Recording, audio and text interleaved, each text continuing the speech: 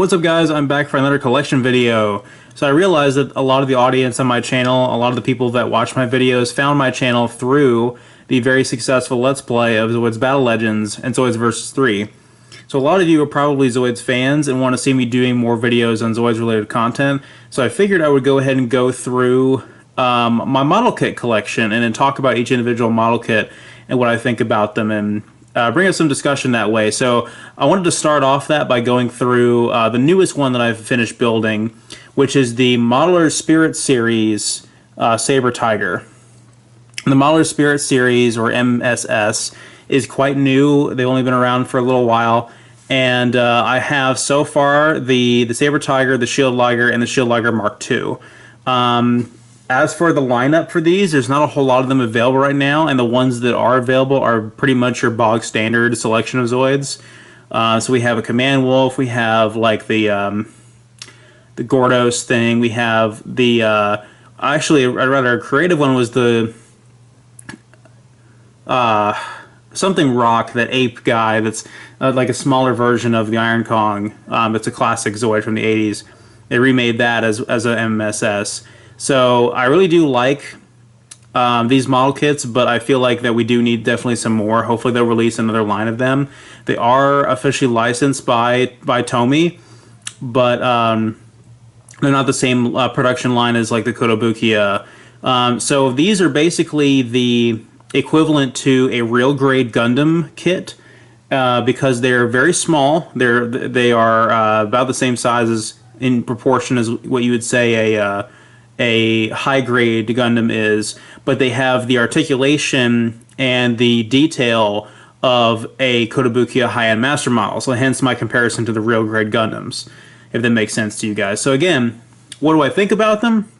Well, let's take a closer look then. So this is the Saber Tiger, and again, the biggest controversy about this guy is the fact that they're so small. I'm sure everyone has talked about it. That's the elephant in the room, so I might as well go ahead and address it, is these model kits are very small. But I feel like they are actually very nice in spite of that. I really am very satisfied with these guys. The construction on them, the actual build time was moderately challenging. It was pretty satisfying without being too monotonous and difficult. And overall, I would say it's about as satisfying as building like a high-end master model, but not nearly as time-consuming. So as far as details goes, every detail you would expect is on here. Most of them are molded in. There's very few paint applications on here, but where there are some, they're quite nice. You can actually see in pretty good detail there some of the rods and pins, other little pieces like that. And some of the decals are already molded into the plastic or painted on, such as the Gylos Empire. I think that's the Gylos Empire logo right there. But there are some. It obviously also comes with a sticker sheet.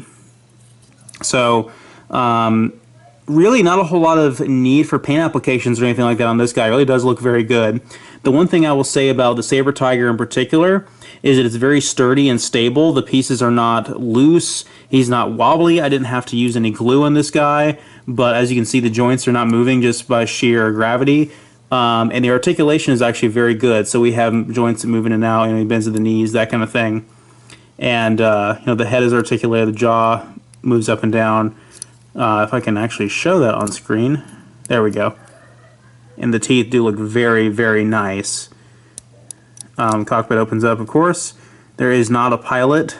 Actually, there might be a pilot inside the box still, but I don't have him taken out because he's very easy to lose. He's got a lot of weapons, which all look very nice. So overall, I'm very happy with them. He does come with a piece of terrain, as you can see here, which is very cool. All the Modeler Spirit Zoids come with this, except the Shield Liger Mark II doesn't come with it. But I actually like this guy quite a bit more than the Shield Liger Mark II so far, because I don't know if I messed up with building that guy, but he's very wobbly and his legs fall off all the time. So I'm not too keen on that one, but this one I actually like quite a bit. So hopefully I just messed up on the build for that one. And when we get when I build the regular Shield Liger, I'll be able to do a more accurate comparison.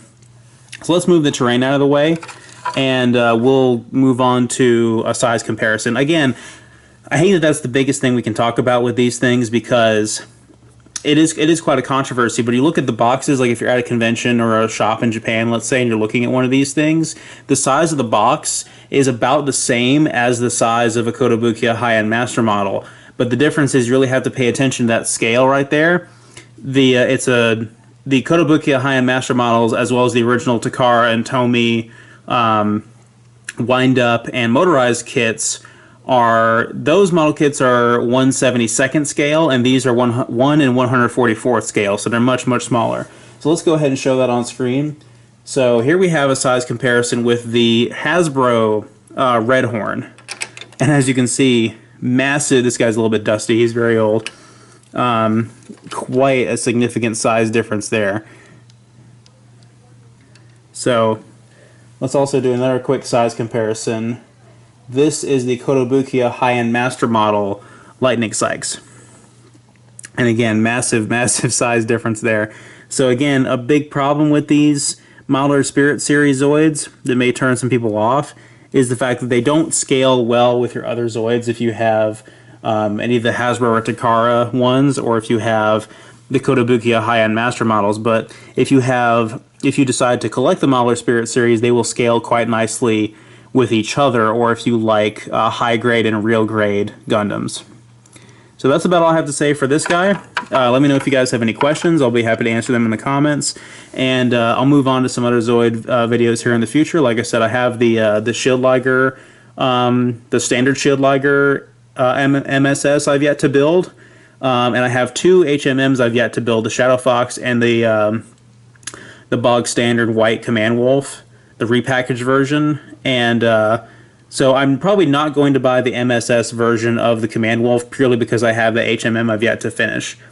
There's also a Great Saber that's available in MSS, but I think I'd rather have the HMM of that one, and the MSS version is quite expensive compared to the standard Saber Tiger. So if you're interested in picking these guys up, they're actually quite cheap on Amazon. For a while there, the Saber Tiger and the Shield Liger were actually very expensive, very affordable, somewhere between $20 and $40, which is not expensive at all when you compare it to the Kotobukiya high-end master model. So again, these are probably much more affordable if you're going for that, and you still have the same level of detail and articulation, and it still makes for a satisfying build. So again, thank you guys so much. Let me know if you have any questions. I'll see you guys in the next video.